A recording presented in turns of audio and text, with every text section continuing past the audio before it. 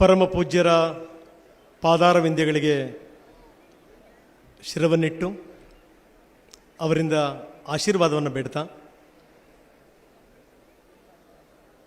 ನಾನು ಬಹಳ ಗೌರವಿಸುವಂಥ ನನ್ನ ತುಂಬ ಆತ್ಮೀಯರೂ ಆಗಿರುವಂಥ ವಚನಾನಂದ ಶ್ರೀಗಳಿಗೆ ಅವರ ಪಾದಗಳಿಗೆ ನಮಸ್ಕರಿಸಿ ಅವರಿಂದ ಆಶೀರ್ವಾದವನ್ನು ಬೇಡ್ತಾ, ನಿರ್ಭಯಾನಂದ ಶ್ರೀಗಳಿಗೆ ನಮಸ್ಕರಿಸಿ ಅವರಿಂದ ಆಶೀರ್ವಾದವನ್ನು ಬೇಡ್ತಾ, ವೇದಿಕೆ ಮೇಲಿರುವಂಥ ಎಲ್ಲ ಜನಪ್ರತಿನಿಧಿಗಳಿಗೆ ನಮಸ್ಕಾರಗಳನ್ನು ಹೇಳ್ತಾ ನಾನು ಮಾತನ್ನು ಶುರು ಮಾಡ್ತಾ ಇದ್ದೀನಿ. ಸಾಮಾನ್ಯವಾಗಿ ಆರಂಭದಲ್ಲಿ ಬಹಳ ಅದ್ಧೂರಿಯಾಗಿ ಮಾತಾಡೋರಿದ್ದರೆ ಇನ್ನು ನೆಕ್ಸ್ಟ್ ಮಾತಾಡೋವಂಥವ್ರು ಸ್ವಲ್ಪ ಕಳ್ಕೊಂಡ್ಬಿಡ್ತಾರೆ. ನಮ್ಮ ಕಣ್ಣನ ಮಾಮ ಮಾತಾಡಿದ ರೀತಿ ಅದು ಹೇಗಿತ್ತು ಅಂತಂದರೆ, ನಾನು ಕೂಡ ಒಂದಷ್ಟು ಸ್ವಾಮೀಜಿ ಪುಸ್ತಕ ಓದ್ಕೊಂಬಂದಿದ್ದೆ, ಅದು ಇದು ಏನಾದರೂ ಉಲ್ಲೇಖ ಮಾಡಬೇಕು ಅಂತ. ಬಹಳ ಆಸೆಗಣ್ಣಿಂದ ನೋಡ್ತಾ ಇದ್ದೆ, ಆ ವಿಷಯ ಬಿಡ್ಬೋದು, ಈ ವಿಷಯ ಬಿಡ್ಬೋದು ಅಂತ. ಯಾವುದನ್ನು ಬಿಡಲಿಲ್ಲ ಅವರು. ನನಗೆ ಬಹುಶಃ ಮೊದಲನೇ ಪೇಜು 2ನೇ ಪೇಜ್ ಮಾತ್ರ ಬಿಟ್ಟಿಯಾರು ನೋಡಿ. ಆದರೂ ನಾನು ಮಾತಾಡುವಂಥ ಪ್ರಯತ್ನವನ್ನು ಮಾಡ್ತಾ ಇದ್ದೀನಿ. ಯಾಕಂದರೆ ಕಣ್ಣನ ಮಾಮ ನಾನು ತುಂಬ ಆತ್ಮೀಯರು, ಅವರು ಅದ್ಭುತವಾದಂಥ ವಾಗ್ಮಿಗಳು. ಅವ್ರ ಕಂಡ್ರೆ ನನಗೆ ಬಹಳ ಪ್ರೀತಿ ಮತ್ತು ಗೌರವ. ಅವ್ರಿಗೂ ಕೂಡ ನನ್ನ ನಮಸ್ಕಾರಗಳನ್ನು ಹೇಳ್ತಾ, ನಾವು ಹೇಳಿ ಕೇಳಿ ಪತ್ರಕರ್ತರು, ಸುದ್ದಿಯ ಕರ್ತರು, ಕೆಲವೊಮ್ಮೆ ಸುದ್ದಿಯ ಕರ್ತೃಗಳು. ಬಹಳಷ್ಟು ಸಂದರ್ಭಗಳಲ್ಲಿ ನಮ್ಮ ಈ ಮಾಧ್ಯಮ ಉದ್ಯಮ ಆಗಿರುವಂಥ ಇಂಥ ಸಂದರ್ಭಗಳಲ್ಲಿ ನಾವೇನು ಮಾಡ್ತಾ ಇದ್ದೀವಿ, ಏನು ಮಾಡ್ತೀವಿ, ಏನು ಮಾಡಬೇಕು, ಅದೆಲ್ಲವನ್ನು ಕೂಡ ತಾವು ನೋಡಿರ್ತೀರಿ.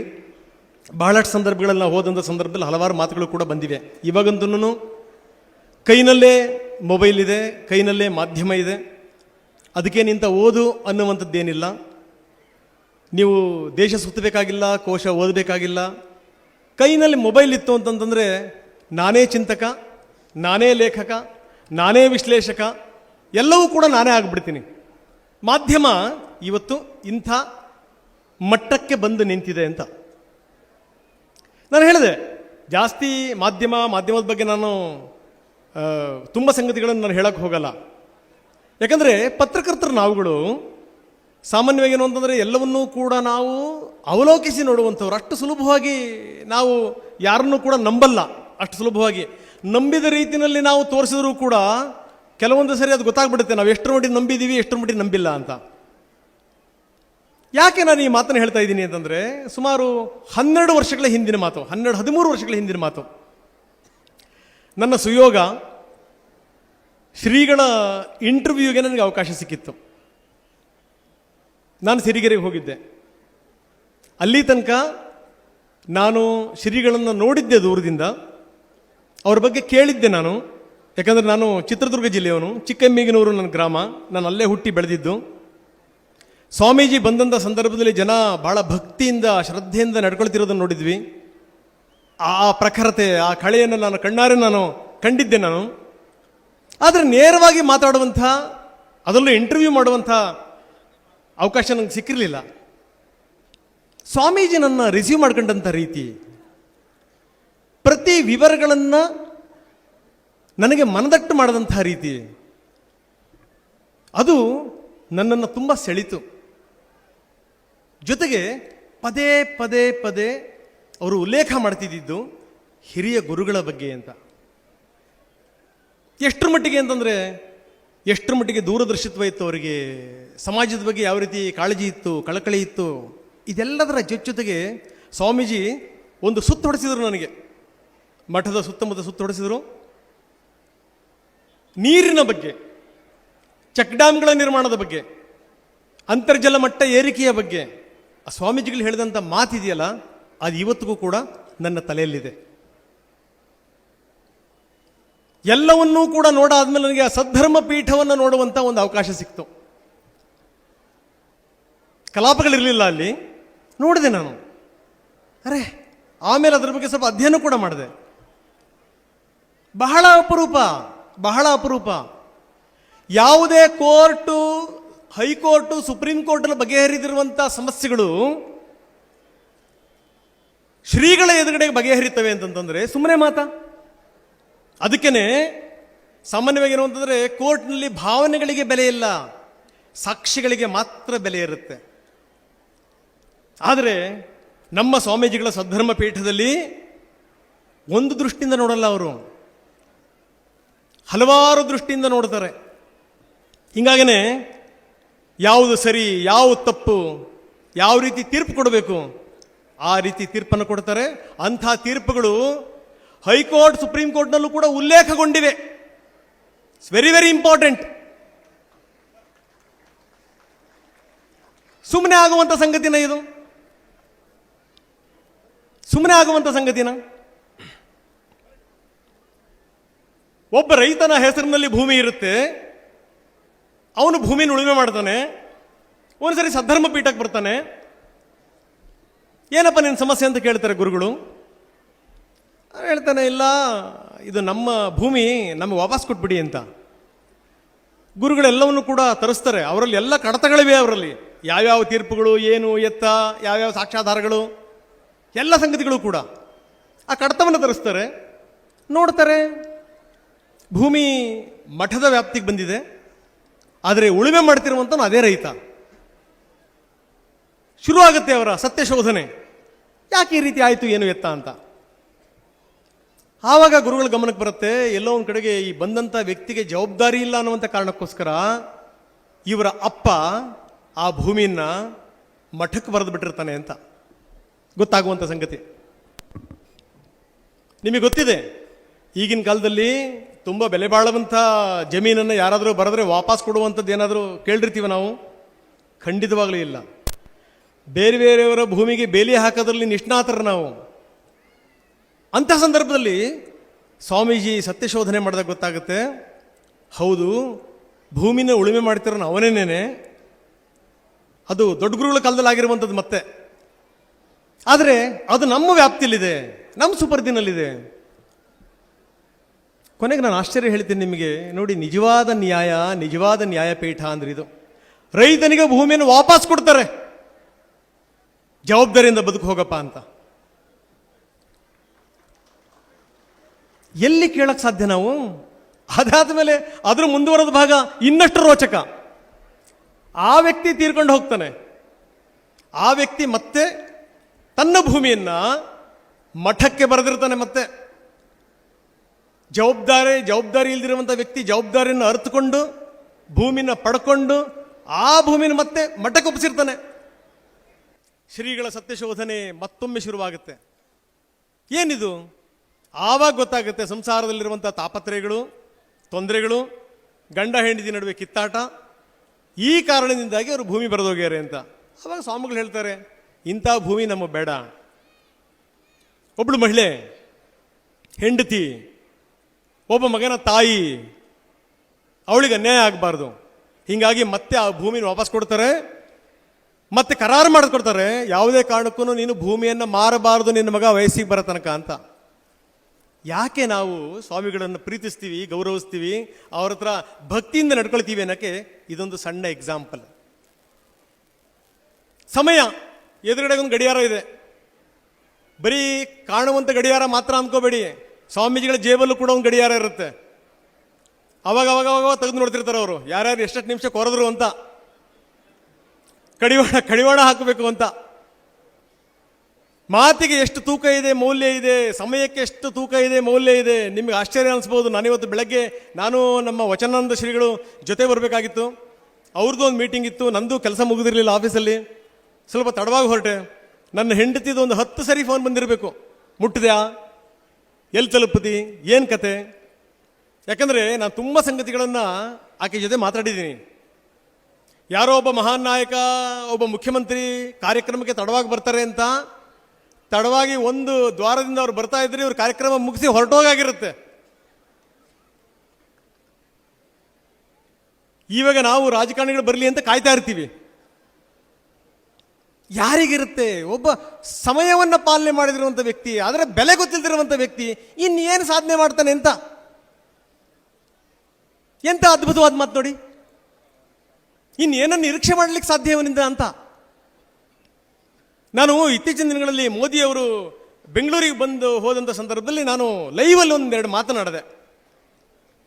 ಮೋದಿಯವರಿಗೆ ಹೇಳಿದೆ, ಮೋದಿಯವರೇ ನೀವು ಅವಾಗವಾಗ ಬೆಂಗಳೂರಿಗೆ ಬರ್ತಾ ಇರಿ, ಕೆಲಸ ಇರಲಿ ಬಿಡಲಿ ದಯವಿಟ್ಟು ಬೆಂಗಳೂರಿಗೆ ಬರ್ತಾ ಇರಿ, ಯಾವ್ಯಾವ ರಸ್ತೆಯಲ್ಲಿ ಹೋಗ್ತೀವಿ ಏನು ಎತ್ತ ಅದನ್ನು ಅನೌನ್ಸ್ ಮಾಡಬೇಡಿ, ತುಂಬ ರಸ್ತೆಗಳನ್ನು ಸೇರಿಸ್ಬಿಡಿ ನಿಮ್ಮ ವ್ಯಾಪ್ತಿಗೆ, ಬಂದರೆ ಬನ್ನಿ ಬಿಟ್ಟರೆ ಬಿಡಿ ಆಮೇಲೆ, ಆದರೆ ನೀವು ಬರ್ತೀರಿ ಅನ್ನೋ ಕಾರಣಕ್ಕೋಸ್ಕರ ರಸ್ತೆ ರೆಡಿ ಆಗಿರ್ತವೆ ಅಂತ, ಒಂದಷ್ಟು ಮೂಲಭೂತ ಸೌಕರ್ಯಗಳಾಗಿರ್ತವೆ ಅಂತ. ಇಲ್ಲಿ ನಾನು ನೋಡ್ತಾ ಇದ್ದೀನಿ ಸ್ವಾಮೀಜಿ ಕಾರ್ಯಕ್ರಮ ಮಾಡ್ತಾರೆ ಅಂತಂತಂದರೆ ಆ ಭಾಗದಲ್ಲಿ ಕೆಲಸ ಕಾರ್ಯಗಳು ಎಲ್ಲವೂ ಕೂಡ ಸಾಂಗವಾಗಿ ಆಗಿರ್ತವೆ ಅಂತ, ಎಲ್ಲವೂ ಕೂಡ. ಜೊತೆಗೆ ಏನಾದರೂ ಒಂದು ಅಜೆಂಡಾ ಫಿಕ್ಸ್ ಮಾಡಿರ್ತಾರೆ, ನಾವು ಹೋದ ಕಡೆಗೆ ಏನು ಕೆಲಸ ಕಾರ್ಯಗಳನ್ನು ಮಾಡಬೇಕು ಅಂತ. ಇಲ್ಲಿ ಸಂಗ್ರಹವಾಗುವಂಥ ಹಣವನ್ನು ಅವ್ರು ಮಠಕ್ಕೊಯ್ಯಲ್ಲ, ಇಲ್ಲಿ ಯಾವುದಾದ್ರೂ ಒಂದು ಕಟ್ಟಡ ಹೇಳ್ತು ಅಂತ, ಯಾವುದೋ ಒಂದು ಸ್ಕೂಲ್ ಹೇಳ್ತು ಅಂತ, ಯಾವುದೋ ಒಂದು ಚೆಕ್ ಡ್ಯಾಮ್ ನಿರ್ಮಾಣ ಆಯಿತು ಅಂತ. ಹೇಗಿದು? ಒಂದು ಮಠ ಇಷ್ಟೊಂದು ಉದಾತ್ತ ಧ್ಯೇಯಗಳನ್ನು ಅಳವಡಿಸ್ಕೊಳ್ಳಿಕ್ಕೆ ಎಷ್ಟು ಮಟ್ಟಿಗೆ ಸಾಧ್ಯ? ಇಂಥ ಪ್ರಶ್ನೆಗಳು ನಮ್ಮ ಮನಸ್ಸಲ್ಲಿ ಬಂದಂಥ ಸಂದರ್ಭದಲ್ಲಿ, ಆ ಪ್ರಶ್ನೆಗಳಿಗೆ ಉತ್ತರ ಅದು ಆ ಕೃತಿಯನ್ನು ನೋಡಿದಂಥ ಸಂದರ್ಭದಲ್ಲಿ, ಬರೀ ಮಾತಾಗದೇ ಕೃತಿ ಆದಂಥ ಸಂದರ್ಭದಲ್ಲಿ ನಮಗನ್ಸುತ್ತೆ, ಹೌದು ಇಂಥ ಮಠಗಳ ಸಂಖ್ಯೆ ಜಾಸ್ತಿ ಆಗಬೇಕು. ಯಾಕಂದರೆ ಯಾರ ನೆರಳಲ್ಲಿ ಬೆಳೆದಿರುವಂಥವ್ರು ನೋಡಿ, ಯಾರಿಂದ ಪ್ರೇರಣೆ ಒಳಪಟ್ಟಂಥವ್ರು ನೋಡಿ. ದೊಡ್ಡ ಗುರುಗಳ ಬಗ್ಗೆ ಸ್ವಾಮಿಗಳೇ ಹೇಳಿದಂಥ ಮಾತು, ಆದರೆ ಅದಕ್ಕೊಂದು ಸಣ್ಣ ಕಥೆಯನ್ನು ನಾನು ಜೋಡಿಸಿ ನಾನು ಅಲ್ಲಿಗೆ ಬರ್ತೀನಿ. ಸ್ವಾತಂತ್ರ್ಯ ಹೋರಾಟಗಾರರು ದೇಶಕ್ಕೆ ಸ್ವಾತಂತ್ರ್ಯ ಬೇಕು ಅಂತ ಹೋರಾಟ ಮಾಡುವಂಥ ಸಂದರ್ಭದಲ್ಲಿ ಕೈಯಲ್ಲಿ ಕಾಸಿರಲಿಲ್ಲ ಅವ್ರ ಕೈನಲ್ಲಿ. ಈ ಉಳ್ಳವರು ಶ್ರೀಮಂತರ ಹತ್ರ ಹೋಗಿ ಅವರು ದೇಣಿಗೆ ಸಂಗ್ರಹ ಮಾಡ್ತಾ ಇದ್ರು. ಕೊನೆಗೆ ಒಂದು ಕಡೆಗೆ ಹೋಗಿರ್ತಾರೆ, ಅಲ್ಲಿ ಯಾರೋ ಹೇಳ್ತಾರೆ, ಇಲ್ಲೊಬ್ಬ ಬನಿಯಾ ಇದ್ದಾನೆ, ಇಲ್ಲೊಬ್ಬ ವ್ಯಾಪಾರಿ ಇದ್ದಾನೆ ಶೆಟ್ಟಿ, ನೀವು ಅವ್ರ ಮನೆಗೆ ಹೋಗಿ ಅವರಿಂದ ನಿಮಗೆ ಹೆಲ್ಪ್ ಆಗ್ಬೋದು ಅಂತ. ಸ್ವಾತಂತ್ರ್ಯ ಹೋರಾಟಗಾರರು ಘಟಾನುಘಟಿ ನಾಯಕರೆಲ್ಲ ಬಂದು ಅವ್ರ ಮನೇಲಿ ಕೂತ್ಕೋತಾರೆ. ಶೆಟ್ಟಿ ಒಳಗಡೆಗೆ ದೇವ್ರ ಪೂಜೆ ಮಾಡ್ತಾ ಇರ್ತಾನೆ. ಇದ್ದಕ್ಕಿದ್ದಂಗೆ ಹೆಂಡತಿ ಕರೆದು ಬಾಯಿಗೆ ಬಂದಂಗೆ ಬೈತಾನೆ, ಬಾಯಿಗೆ ಬಂದಂಗೆ. ಯಾಕೆ ಬೈದ? ಅವನು ಹೇಳ್ತಾನೆ, ಏನಿದು, ಇದನ್ನ ಯಾವನಾರ ಮನೆ ಅಂತಾನೆ, ಇದನ್ನ ಏನಾದ್ರೂ ಜವಾಬ್ದಾರಿ ಅಂತಾರೆ, ಇದನ್ನ ಏನು ಹಿಂಗೆಲ್ಲ ಆಗ್ತಾ ಇದೆ ಅಂತ. ಅವಳು ಕೇಳ್ತಾಳೆ, ಏನಾಯ್ತು, ಯಾಕೆ ಕೂಗ್ತಾ ಇದ್ದೀರಿ, ಏನಾಯ್ತು? ಆವಾಗ ಶೆಟ್ಟಿ ಹೇಳ್ತಾನೆ, ಕಡ್ಡಿ ಪೆಟ್ಟಿಗೆ ತೋರಿಸಿ, ನೋಡು ಇದನ್ನು ತಂದಿನ 10 ದಿವಸ ಆಗಿಲ್ಲ, ಒಂದು ಕಡ್ಡಿನೂ ಉಳಿದಿಲ್ಲ ಇದರಲ್ಲಿ, ಏನಿದು ಇದು ಕತೆ ಇದು? ಓ, ಬಂದಂಥ ನಾಯಕರು, ಕಾಂಗ್ರೆಸ್ ನಾಯಕರು ಯೋಚನೆ ಮಾಡ್ತಾರೆ, ಅರೆ ನಾವು ರಾಂಗ್ ವ್ಯಕ್ತಿ ಮನೆಗೆ ಬಂದ್ಬಿಟ್ವಪ್ಪ ನಾವು. ಈ ವ್ಯಕ್ತಿ ಒಂದು ಬೆಂಕಿ ಕಡ್ಡಿಗೆ ಎಷ್ಟೊಂದು ಬೈಯುವಂತ, ನೀನು ನಮಗೇನು ದುಡ್ಡು ಕೊಟ್ಟವನಪ್ಪ ದೇವರೇ ಇವನು ಅಂತ. ಆಮೇಲೆ ಯಾರೋ ಹೇಳ್ತಾರೆ, ಇಲ್ಲ ದೊಡ್ಡ ದೊಡ್ಡ ನಾಯಕರುಗಳೆಲ್ಲ ನಿಮ್ಮ ಮನೆಗೆ ಬಂದಿದ್ದಾರೆ ಅಂತ ಅವಸರವಾಗಿ ಅವರು ಪೂಜೆ ಮುಗಿಸಿ ಶ್ರೇಷ್ಠಿ ಬರ್ತಾರೆ, ಬಂದು ಇಲ್ಲ ನೀವು ಬಂದಿದ್ದು ಭಾಳ ಖುಷಿ ಆಯಿತು, ನಮ್ಮಿಂದ ಏನಾಗಬೇಕು, ಏನು ಬಯಸ್ತೀರಿ ಹೇಳಿ ಅಂತ. ಇವ್ರು ಹೇಳ್ತಾರೆ, ಗೊತ್ತಾಗ್ಬಿಟ್ಟಿದೆಯಲ್ಲ ಈ ಕಡ್ಡಿಪಟ್ಟಿಗೆ ಸವಾಸ, ಏನಿಲ್ಲ ಬಿಡಿ ಅಂತಾರೆ ಅವ್ರು. ಇಲ್ಲ ನೀವು ಹೇಳಬೇಕು ನೀವು ಅಂತ. ಇಲ್ಲ, ಹಾಗೆ ದೇಣಿಗೆ ಸಂಗ್ರಹಕ್ಕೆ ಅಂತ ಬಂದಿದ್ವಿ, ಬಂದಂಥ ಸಂದರ್ಭದಲ್ಲಿ ತಮ್ಮಿಂದನೂ ಕೂಡ ಒಂದು ನೆರವಾಗಬಹುದು ಅಂತ ಯಾರೋ ಹೇಳಿದ್ರು, ಅದಕ್ಕೋಸ್ಕರ ಬಂದ್ವಿ ಅಂತ.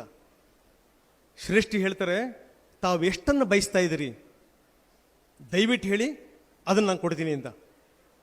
ಸಣ್ಣ ಪುಟ್ಟ ಅಮೌಂಟನ್ನು ಕೇಳಬೇಡಿ, ದೊಡ್ಡದನ್ನೇ ಕೇಳಿ, ನಾನು ಕೊಡ್ತೇನೆ. ಆವಾಗ ನಾಯಕರಿಗೆ ಬಹಳ ಆಶ್ಚರ್ಯ ಆಗ್ಬಿಡುತ್ತೆ, ಅಲ್ಲ ಈಗ ತಾನೇ ನಾವು ಕೇಳ್ತಾ ಇದ್ವಿ, ಕಡ್ಡಿ ಪೆಟ್ಟಿಗೆಗೋಸ್ಕರ ನೀವೇನೋ ಬೈತಾ ಇದ್ರಿ ನಿಮ್ಮ ಹೆಂಡತಿಗೆ, ಏನು ಇಷ್ಟೊಂದು ದುಡ್ಡು ಕೊಡ್ತೀನಿ ಅಂತ ಹೇಳ್ತಾ ಇದ್ದೀರಲ್ಲ ನೀವು ಅಂತ.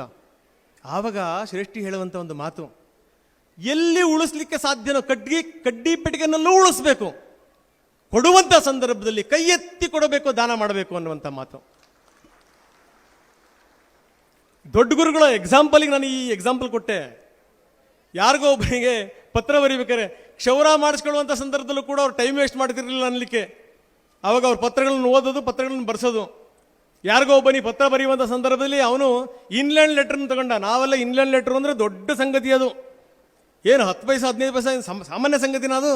ಅದನ್ನು ತುಂಬ ಜನ ಇಂಗ್ಲೆಂಡ್ ಲೆಟರ್ ಅಂತ ಇದ್ರು. ಅವನು ಇನ್ಲ್ಯಾಂಡ್ ಲೆಟರ್ ತಗೊಂಡ್ಬಿಟ್ಟ ಬರೆಯುವಂಥವನು. ಆವಾಗ ದೊಡ್ಡ ಗುರುಗಳು ಹೇಳ್ತಾರೆ, ನಿಮ್ಮ ಅಪ್ಪನ ಮನೆ ಆಸ್ತಿನ ಇದು, ಕಾರ್ಡ್ ಸಾಕೋ, ಕಾರ್ಡ್ ತಗೋ. ಸರಿ, ಅವನು ಕಾರ್ಡಲ್ಲಿ ಬರೀತಾನೆ. ಬರದಾದ್ಮೇಲೆ ಹೇಳ್ತಾನೆ, ಇದು ಬಹಳ ತುರ್ತಾಗಿರುವಂಥ ಪತ್ರ, ನನ್ನ ಕಾರ್ ತಗೊಂಡೋಗಿ ಹೋಗಿ ಚಿಕ್ಕಜಾಜೂರಿಗೆ ಹೋಗಿ ಅದನ್ನು ಡಬ್ಬಿಲಿ ಹಾಕ್ಬಾರಪ್ಪ ಅಂತ. ಇದೇನಿದು ವ್ಯಾಲ್ಯೂ? ಯಾವುದಕ್ಕೆ ಬೆಲೆ ಕೊಡಬೇಕು, ಎಲ್ಲೆಲ್ಲಿ ಉಳಿಸ್ಬೇಕು ಅಲ್ಲಲ್ಲಿ ಉಳಿಸ್ಬೇಕು, ಎಲ್ಲೆಲ್ಲಿ ಬೆಳೆಸಬೇಕು ಅಲ್ಲಲ್ಲಿ ಬೆಳೆಸಬೇಕು. ನಾನು ಮೊನ್ನೆ ಆಸ್ಟ್ರೇಲಿಯಾಕ್ಕೆ ಹೋಗಿದ್ದೆ. ಸಾಮಾನ್ಯವಾಗಿ ಈ ವಿದೇಶ ಪ್ರಯಾಣ ಅಂದ ತಕ್ಷಣ ನಮಗೆ ಶ್ರೀಗಳ ನೆನಪಾಗ್ತಾರೆ. ನಾವೆಲ್ಲ ಚಿಕ್ಕವರಿದ್ದಂಥ ಸಂದರ್ಭದಲ್ಲಿ ಶ್ರೀಗಳ ಜೊತೆ ಒಂದು ಹಿಂಡು ದಂಡು ಹೋಗ್ತಾ ಇತ್ತು. ಅದೊಂದು ಭಾಗ್ಯ, ಅದು ಶ್ರೀಗಳ ಜೊತೆ ಹೋಗುವಂಥದ್ದು. ಆವಾಗ ಪೇಪರ್ಗಳಲ್ಲಿ ಆ್ಯಡ್ ಕೊಡ್ತಾ ಇದ್ರು, ನಾವು ಹಿಂಗೆ ವಿದೇಶ ಪ್ರಯಾಣಕ್ಕೆ ಹೋಗ್ತಾ ಇದೀವಿ. ಇವ್ರು ಸ್ವಾಮೀಜಿ ಹೇಳ್ತಿರೋದು ಹೇಳ್ತಿದ್ದಲ್ಲ, ಅದು ಶ್ರೀಮಂತರು ಹಾಕ್ಸ್ಕೊಳ್ತಾ ಇದ್ರು. ನಾವು ಹಿಂಗೆ ವಿದೇಶಕ್ಕೆ ಹೋಗ್ತಾ ಇದ್ದೀವಿ, ಯಾವ್ಯಾವ ದೇಶಕ್ಕೆ ಹೋಗ್ತೀವಿ ಅಂತ ಬೇಕಲ್ಲ, ಅದರಲ್ಲಿ ಬರಿತಾ ಇದ್ರು. ನಾವೀಗ ದುಬೈ ಮಾರ್ಗವಾಗಿ ಅಥವಾ ಮಲೇಷಿಯಾ ಮಾರ್ಗವಾಗಿ ಅಥವಾ ಇಂಡೋನೇಷಿಯಾ ಮಾರ್ಗವಾಗಿ ನಾವು ಇಂಗ್ಲೆಂಡ್ ತಲುಪ್ತೀವಿ. ನೋಡಿ ನಮ್ಮಂಥವ್ರಿಗೆಲ್ಲ ಆಶ್ಚರ್ಯ ಅನಿಸ್ಬೇಕು, ಏನಪ್ಪ ಇದು, ಓ ಇವರು ದುಬೈಗೆ ಹೋಗ್ತಾ ಇದ್ದಾರೆ, ಇವರು ಇಂಗ್ಲೆಂಡ್ ಮುಟ್ಟಿದ್ರಪ್ಪ ಇವರು ಅಂತ. ಸ್ವಾಮೀಜಿ ಇಂಥ ದೇಶಗಳನ್ನು ಹಲವಾರು ಕಂಡಿದ್ದಾರೆ ದೇಶಗಳನ್ನು. ನಾನು ಮೊನ್ನೆ ಆಸ್ಟ್ರೇಲಿಯಾಕ್ಕೆ ಹೋಗಿದ್ದೆ. ನನಗೆ ಸಿಡ್ನಿ ಮತ್ತು ಮೆಲ್ಬರ್ನಲ್ಲಿ ಸನ್ಮಾನ ಇತ್ತು. ಆವಾಗ ನನ್ನ ಹೆಂಡತಿ ಹೇಳಿದೆ, ನನ್ನ ಮೆಲ್ಬರ್ನ್ ಇಲ್ಲೂ ಕೂಡ ಸ್ವಾಮೀಜಿಯವರ ಹೆಜ್ಜೆ ಗುರುತುಗಳಿವೆ ಅನ್ನುವಂಥ ಮಾತನ್ನು ಹೇಳಿದೆ ನಾನು. ಹೇಗೆ ಅಂತ ಕೇಳಿದವಳು. 1984, ನಾವಿನ್ನು ಕಂಪ್ಯೂಟರ್ ಕಂಡಿರಲಿಲ್ಲ. ಸ್ವಾಮೀಜಿ ಕೈನಲ್ಲಿ ಕಂಪ್ಯೂಟರ್ ಇತ್ತು. ಪಾಣಿನಿಯ ವ್ಯಾಕರಣವನ್ನು ಅವರಾಗಲೇ ಅದಕ್ಕೊಂದು ಸಾಫ್ಟ್ವೇರ್ ಮಾಡಿದ್ದಾಗಿತ್ತಾಗಲೇನೆ ಮೆಲ್ಬರ್ನ್ನಲ್ಲಿ ಅದನ್ನು ಪ್ರೆಸೆಂಟ್ ಮಾಡ್ತಾರೆ. ಅದು ಆಮೇಲೆ 10ನೇ ಸಂಸ್ಕೃತ ಸಮ್ಮೇಳನ ಬೆಂಗಳೂರಲ್ಲಿ ಮತ್ತೆ ಅವರ ಅಧ್ಯಕ್ಷತೆಯಲ್ಲಾಗಕ್ಕೆ ಅದಕ್ಕೆ ಪ್ರೇರಣೆ ಆಗುತ್ತೆ. ಇನ್ನೆಷ್ಟರ ಮಟ್ಟಿಗೆ ಪ್ರಭಾವ. ಬಹಳಷ್ಟು ಸಂದರ್ಭಗಳಲ್ಲಿ ನಾವು ಏನಾದರೂ ಒಂದು ಸಿದ್ಧಾಂತಗಳಿಗೆ ನಾವು ಜೋತು ಬಿದ್ದು ಕೆಲವೊಂದನ್ನು ಕಲಿಯಲ್ಲ ನಾವು. ತುಂಬ ಮಠಗಳಲ್ಲಿ ಸಂಸ್ಕೃತ ಪಾಠಶಾಲೆಗಳು ಬಂದಾಗ್ಬಿಟ್ವು. ನಾನು ಉಲ್ಲೇಖ ಮಾಡೋಕ್ಕೆ ಹೋಗಲ್ಲ ಅದನ್ನು. ಸ್ವಾಮೀಜಿ ಹಾಗಲ್ಲ, ಅವ್ರಿಗೆ ಕನ್ನಡನೂ ಗೊತ್ತು, ಇಂಗ್ಲೀಷು ಗೊತ್ತು, ಸಂಸ್ಕೃತನೂ ಗೊತ್ತು, ತಮಿಳೂ ಗೊತ್ತು, ಜೊತೆಗೆ ಜರ್ಮನ್ ಭಾಷೆ ಗೊತ್ತು. ಯಾರಿಗೂ ಕೂಡ ಕಡಿಮೆ ಇಲ್ಲದೇ ಯಾವ ಭಾಷೆನಲ್ಲಿ ಬೇಕಾದರೂ ಕೂಡ ಮಂಡಿಸಬಲ್ಲಂಥ ಪ್ರಖರಾಂಡ ಪಂಡಿತರು ಅಂತಂದರೆ ನಮ್ಮ ಸ್ವಾಮಿಗಳು. ಹೇಳಿ, ನಾವು ಹೆಮ್ಮೆ ಪಡಬೇಕೋ ಬೇಡ ಹೇಳಿ ಅಂತ. ಇವಾಗ ನಮ್ಮ ನಾಯಕರು ಹೇಳ್ತಾ ಇದ್ರು, ನಾಯಕರಿದ್ದಾರೆ, ಅವ್ರು ಹೇಳ್ತಾ ಇದ್ರು, ನಾನು ಮಠಕ್ಕೆ ಬಂದಂಥ ಸಂದರ್ಭದಲ್ಲಿ ನನಗೆ ಯಾವ ರೀತಿ ಅನುಭವ ಆಯಿತು, ಏನು ಎತ್ತ ಅಂತ. ಅದಕ್ಕಿಂತ ಮೊದಲು ಒಂಚೂರು ಬಿಸಿಲು ಬೆಳದಿಂಗಳ ಬಗ್ಗೆ ಹೇಳ್ಬಿಡ್ತೀನಿ. ಬಿಸಿಲು ಬೆಳದಿಂಗಳಿದೆಯಲ್ಲ, ಅದು ಸ್ವಾಮೀಜಿಗಳ ಮನದ ಪ್ರತೀಕ. ಅದಕ್ಕೆ ಅವರ ಹೆಸರಿಟ್ಟಿದ್ದಾರೆ. ಚೆನ್ನಾಗಿದ್ರ ಓಕೆ, ಅದು ನಿಮಗೆ ಬೆಳಗ್ಗೆ ನಿಮಗೆ ವೈಟಮಿನ್ ಡಿ ಕೊಡುವಂಥ ಬಿಸಿಲು. ಏನಾದರೂ ಸರಿ ಹೋಗಲಿಲ್ವಾ, ಮೈ ಸುಡುವಂಥ ಬಿಸಿಲು. ಹೇಳಿದ ಕೆಲಸ ಕಾರ್ಯಗಳಾಯಿತು ಅಂದರೆ ಬೆಳದಿಂಗಳು, ಇಲ್ಲ ಅಂತಂದರೆ ಆ ಬೆಳಕು ಇಲ್ಲ, ಬೆಳದಿಂಗಳು ಇಲ್ಲ, ಬಹಳ ದೂರ.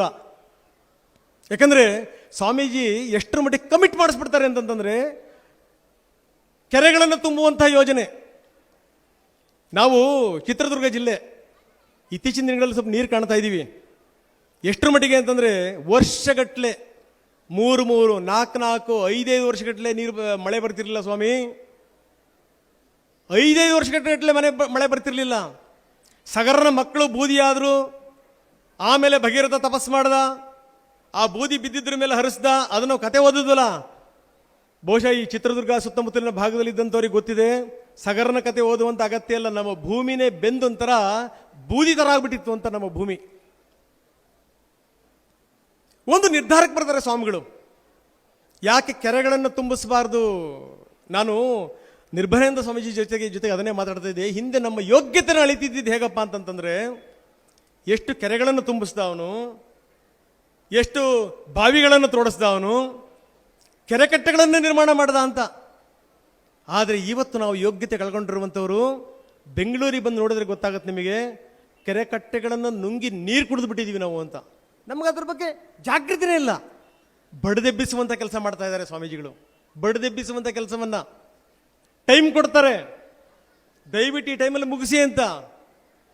ಮುಗಿಸ್ಲಿಲ್ಲ ಅಂತಂತಂದರೆ ಸ್ವಾಮೀಜಿ ಒಳ್ಳೆ ಮಾತಿಂದ ಆಡಲ್ಲ, ಬೆಂಡೆತ್ತಾರೆ ಅಂತ ಜನಪ್ರತಿನಿಧಿಗಳಿಗೆ. ಬೆಂಡೆತ್ತಾರೆ. ಬೇಕು, ಇದು ಬೇಕು. ನಾನು ಜನಪ್ರತಿನಿಧಿಗಳನ್ನ ಎಲ್ಲರೂ ಕೂಡ ನನ್ನ ಸ್ನೇಹಿತರೆ, ಅವ್ರನ್ನ ಎದುರುಗಡೆ ಇಟ್ಕೊಂಡೇ ಹೇಳ್ತಾ ಇದ್ದೀನಿ. ಕಿವಿ ಹಿಂಡೋರು ಇರಲಿಲ್ಲ ಅಂತಂದ್ರೆ ನಮ್ಮಲ್ಲಿ ಕೆಲಸ ಕಾರ್ಯಗಳಾಗಲ್ಲ. ನಮ್ಮ ಚರ್ಮ ದಪ್ಪ ಆಗಿದೆ. ಅದಕ್ಕೋಸ್ಕರ ಏನಂದ್ರೆ ಕಿವಿ ಹಿಂಡುವಂಥ ಕೆಲಸವನ್ನು ನಿರಂತರವಾಗಿ ಮಾಡ್ತಾರೆ. ಒಂದು ಯೋಜನೆಯನ್ನು ಘೋಷಣೆ ಮಾಡಿದಂಥ ಸಂದರ್ಭದಲ್ಲಿ ಯಡಿಯೂರಪ್ಪನವರು ಬಿಡುಗಡೆ ಮಾಡಿದಂಥ ಹಣ ಕಡಿಮೆ ಆದಂಥ ಸಂದರ್ಭದಲ್ಲಿ ತಕ್ಷಣಕ್ಕೆ ಹೇಳ್ತಾರೆ ಇದು ರಾಂಗ್, ಇದು ತಕ್ಷಣಕ್ಕಾಗಬೇಕು ಅಂತ. ಸಂಬಂಧಪಟ್ಟಂಥ ಜನಪ್ರತಿನಿಧಿಗಳು ಎಲ್ಲರನ್ನೂ ಕೂಡ ಫೋನ್ ಹಚ್ಚಿ ಮಾತಾಡ್ತಾರೆ ಸ್ವಾಮೀಜಿ, ಇಲ್ಲ ಇಲ್ಲ ಇದೆಲ್ಲ ಆಗಬಾರ್ದು, ತಕ್ಷಣಕ್ಕಾಗಬೇಕು ಅಂತ. ಬೇಕಾದಂಥ ಹಣ ಅವರು ರೆಡಿ ಮಾಡೋದಿರಲಿ, ಮತ್ತೆ ತಿದ್ದುಪಡಿಯಾಗಿ ಬೇಕಾದಂಥ ಹಣವನ್ನು ಸರ್ಕಾರ ಕೊಟ್ಟು ಬಿಡುತ್ತೆ ಅಂತ. ಅದಕ್ಕೆ ಹೆಂಗೆ ನಾವು ಮೋದಿಯವರೇ ನಮ್ಮ ಕಡೆ ಬರ್ರಿ ಮುಂದಷ್ಟು ಕೆಲಸ ಕಾರ್ಯಗಳಾಗುತ್ತೆ ಅಂತಾರಲ್ಲ, ಹಾಗೆ ಈ ಕಡೆ ಭಾಗದ ಜನಗಳೆಲ್ಲ ಹೇಳ್ತಾರೆ, ಸ್ವಾಮೀಜಿ ನಾವು ಈ ಫಿಫಾ ವರ್ಲ್ಡ್ ಕಪ್ಪನ್ನು ಮಾಡುವಂಥವ್ರಿಗೆ ಅಥವಾ ಒಲಿಂಪಿಕ್ಕನ್ನು ಮಾಡುವಂಥವ್ರಿಗೆ G20 ಮಾಡುವಂಥವ್ರಿಗೆ ದೇಶಗಳು ಕಾಂಪಿಟೇಷನಲ್ಲಿ ಇರ್ತವೆ, ನಮ್ಮಲ್ಲಿ ಬರಲ್ಲಪ್ಪ, ಒಂದಿಷ್ಟು ಉದ್ಧಾರ ಆಗ್ಬೋದು ನಾವು ಅಂತ. ಹಾಗೆ ಎಲ್ಲೆಲ್ಲಿ ತಳವಾಳ ಹುಣ್ಣಿಮೆ ಆಗುತ್ತಲ್ಲ ಆ ಊರು ಉದ್ಧಾರ ಆಗ್ತವೆ ಅಂತ ಅರ್ಥ. ಕೆಲಸ ಮಾಡಿಸ್ತಾರೆ ಮುಲಾಜಿಲ್ದಂಗೆ, very very important, very very important ಕೆಲಸ ಮಾಡಿಸ್ತಾರೆ. ಭಗವದ್ಗೀತೆಯಲ್ಲಿ ಬಹಳ ಅದ್ಭುತವಾದಂಥ ಒಂದು ಮಾತು ಬರುತ್ತೆ.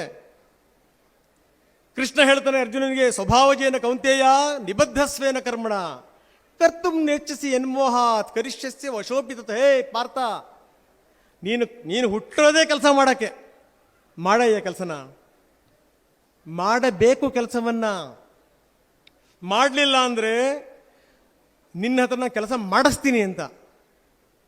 ಸ್ವಾಮಿಗಳು ಕೂಡ ಇದೇ ಪರಿಪಾಠದವರು.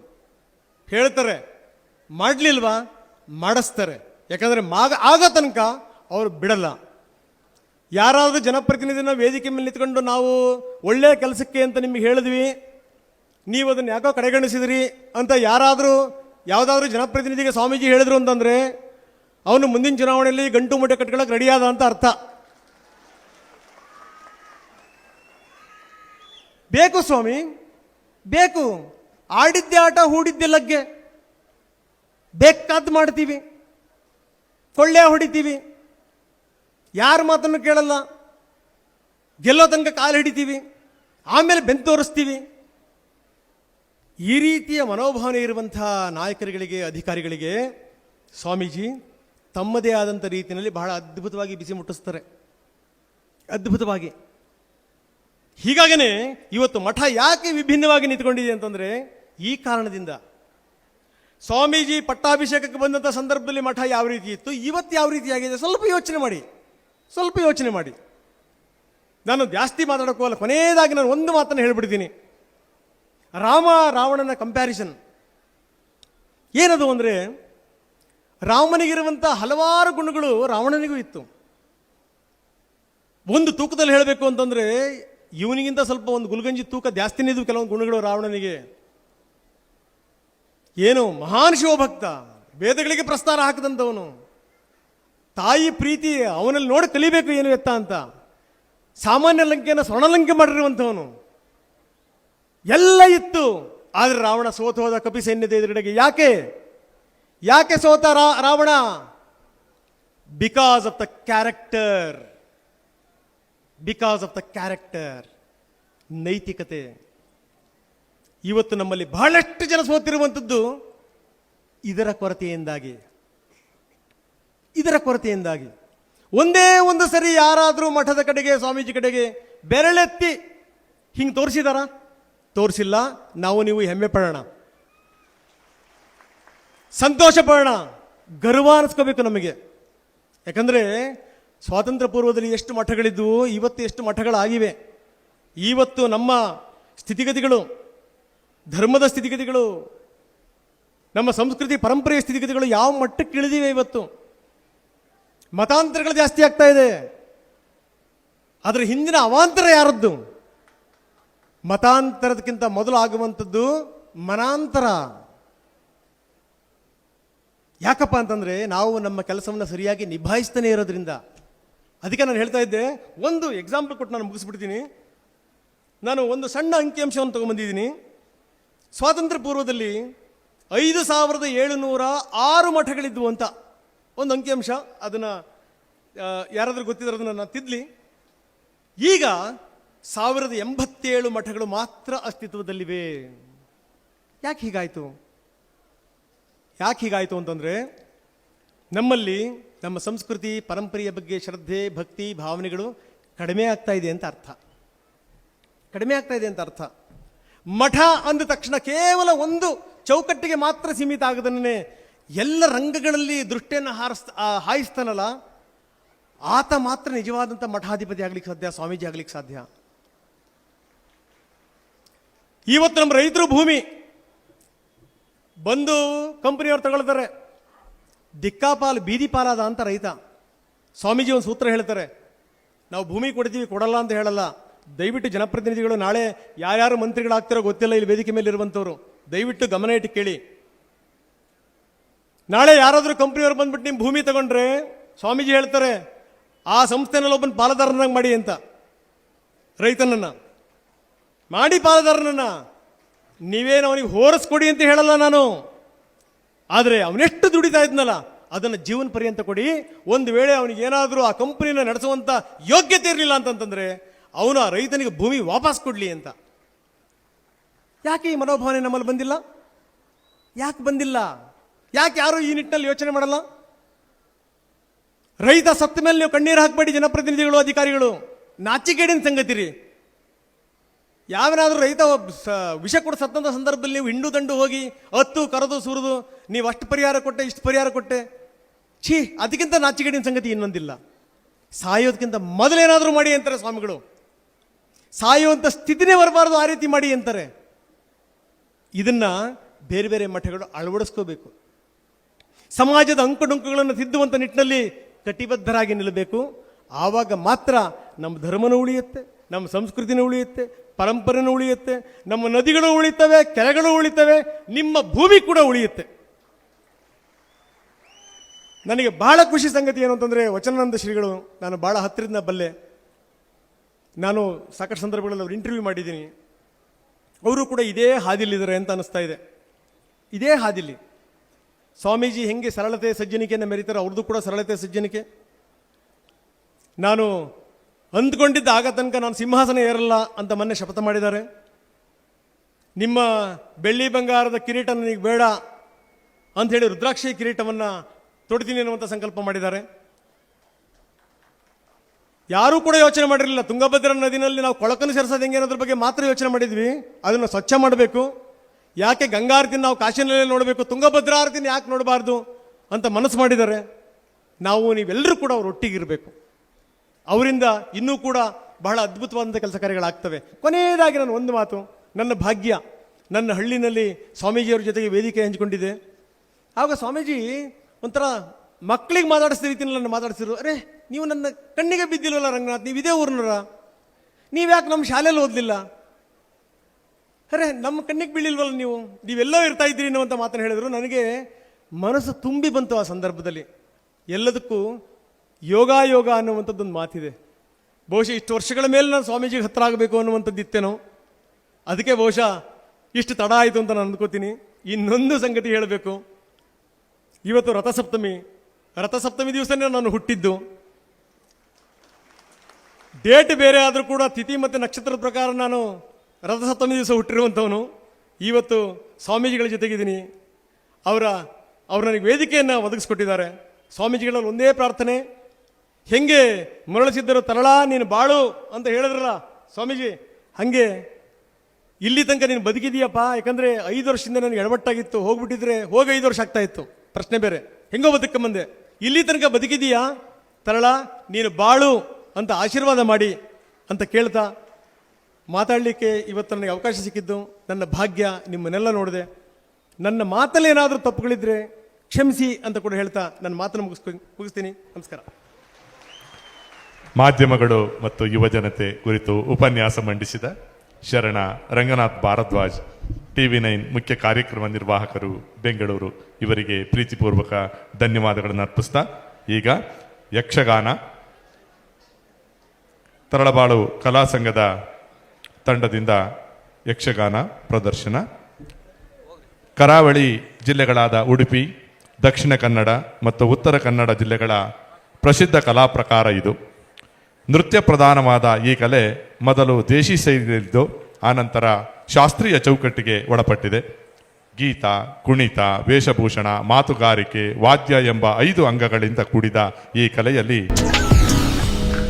SSTV ಸಿನಿಮಾ ಜಗತ್ತಿನ ಕ್ಷಣ ಕ್ಷಣದ ಸುದ್ದಿಯೊಂದಿಗೆ